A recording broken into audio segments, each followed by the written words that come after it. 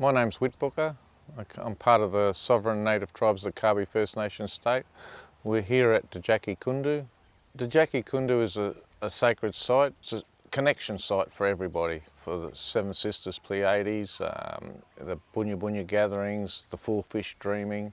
So it all comes together as a big ceremony ground. It's obvious that Djaki Kundu is embedded with what is referred to as the Aboriginal cultural heritage. Queensland Main Roads have stated they intend to commence work at Djaki Kundu on the 30th or before the 30th of September. Main Roads are ignoring the basic human rights of the sovereign Kabi tribes in planning to destroy sacred sites of Djaki Kundu.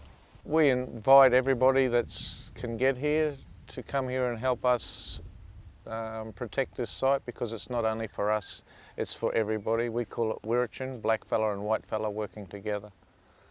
So we would appreciate if you could make the time. Thank you.